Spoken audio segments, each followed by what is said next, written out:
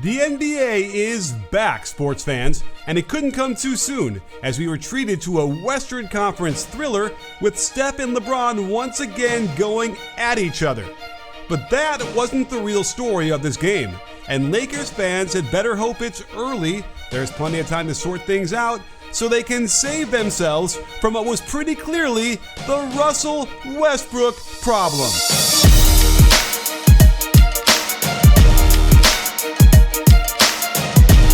Just from a box score production angle, it was clear this wasn't Russ's night, and LeBron had an idea as to why it was such a struggle for him. I just think it was just the first game jitters, to be honest. Don't put too much into it.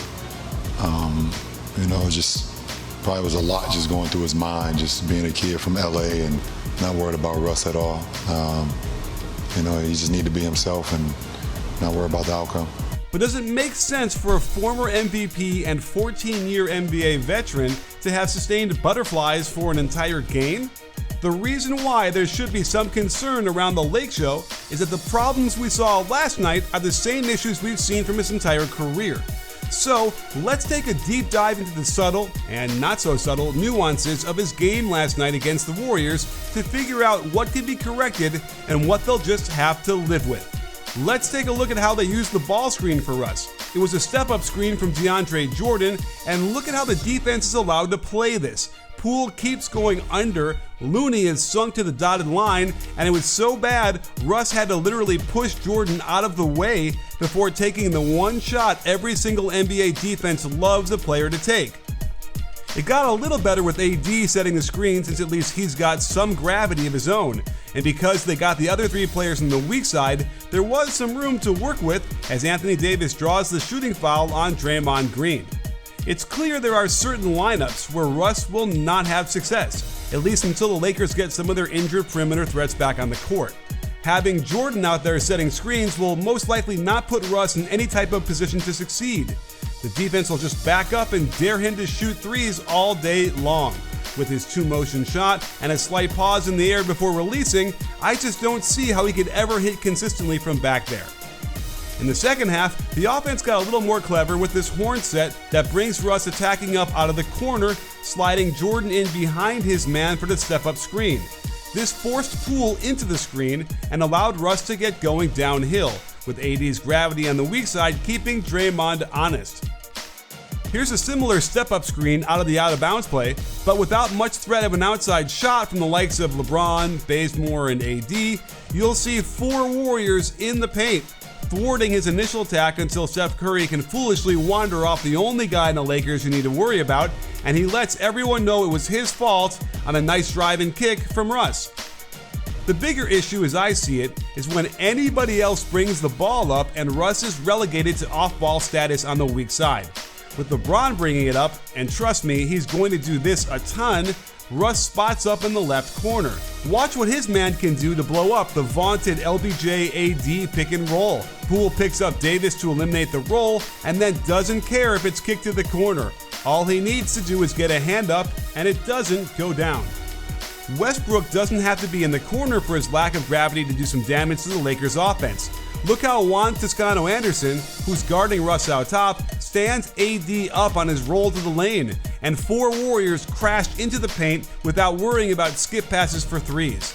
It doesn't help that Russ stops the ball movement and player movement cold on this catch, before then opting for a right-left pull-up while going to his right. Very unorthodox, but if you're going to do that, you've got to plant your left foot behind the right. It's too far forward, throwing off his alignment, which he tries to fix in the air by rotating back to his left. And finally, he's changed how his shooting arm moves during his jump shot. Watch how the right arm straightens but also lifts straight up and then drifts back behind him in a non-efficient manner. And I think it's really going to cause problems. Russ being off ball will plague the Lakers offense all season. Watch how his man Damian Lee can play so far off of him that he can take away the threat of the roll from Dwight, leaving the offense with nothing else besides the drive by Melo, who can't finish over the surprisingly effective defense of Nemanja Bjelica. And it was his surprising play that was instrumental in the Warriors' win on both sides of the ball.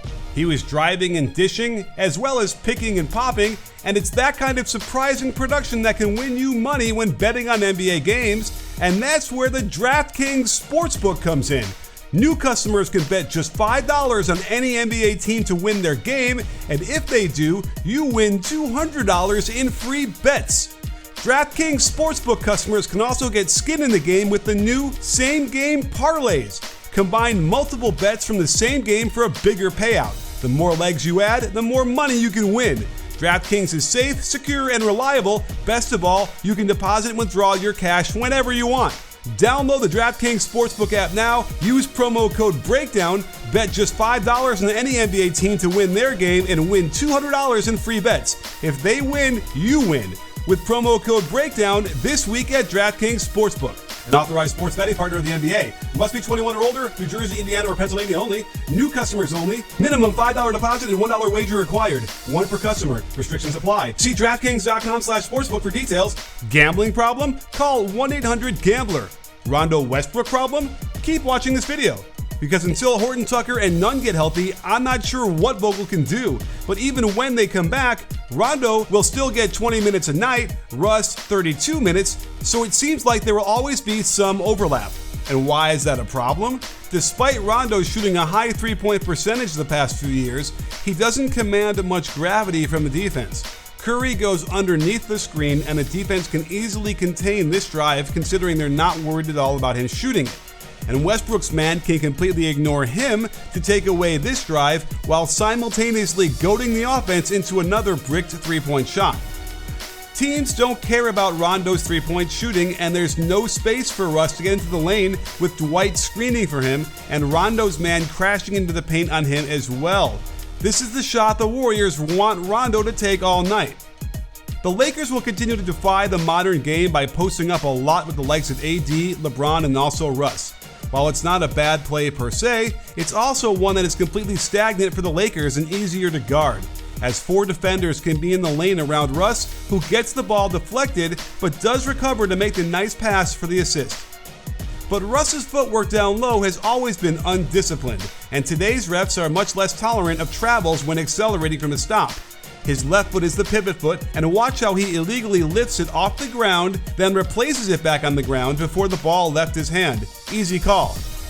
They finally got Russ a little spacing by sending everyone to the weak side, while Russ can squirt the lefty finger roll over the rim. This next set of clips are the ones you might want to shield your eyes from, but are typical of the kind of mistakes he's routinely made throughout his career and makes me worried about how this is all going to work for the rest of the season. He lowers his shoulder to attack into the middle, but then picks the ball up early with his right foot down. That's the gather step. The left foot is now his pivot foot, and he proceeds to pick it up and put it back down. An obvious travel the refs missed, but sometimes players miss easy shots because they sense they traveled. But also look where he plants his left foot. It should have been farther from his body and more towards the basket so he could turn this into a strong layup. Instead, he's fighting against his own body for this awkward push shot. On this leak out, he got so concerned looking back at the defense and anticipating contact that he didn't focus on the rim itself, leaving this one impossibly short. At the end of the third, clinging to a 2-point lead, this one killed me. He doesn't recognize a double team right in front of him and crosses over right into the defense, committing an embarrassing turnover. I think it got to the point where if he got to bring the ball up past half court, he was going to ignore his teammates and look for a shot. This happened earlier as he gets a roll on the bank shot, but other times as he hurdles himself headlong towards the rim, instead of jumping strong off both feet, he shortens the right step, causing him to lose balance in the air and burp up a forced shot that isn't even close. And this one was comical, as it's clear he's so determined to force something that he just practically decks Damian Lee in some ill-advised attempt at driving to the basket, but it's unclear what his intentions were. And at the end of the second quarter, after this wild LeBron miss, Russ takes the foul despite having advantageous numbers getting back on defense. Not a biggie, but head-scratching to me when they weren't outnumbered in transition. While there's been a perception that Russ is a good defender, I don't think that's really the case, and there was evidence to prove that point last night. He tends to lose focus on his man without the ball, as Poole easily beats him backdoor, and it took a fantastic rotation by LeBron to erase this shot. The better decision by Poole would have been a lefty shot over the front of the rim or dump it to Looney for a dunk. The low post split killed the Lakers all night as they were poorly prepared for the most common action Golden State runs. Russ glitches while Lee cuts backdoor on him, and while LeBron was there to cover the initial cutter, they can't stop Draymond sneaking in behind everyone for the layup. Watch how he gets caught on the exact wrong side of his man on the weak side, forcing Dwight to step in that direction to cover for him, opening up the wide open corner 3 for Iguodala.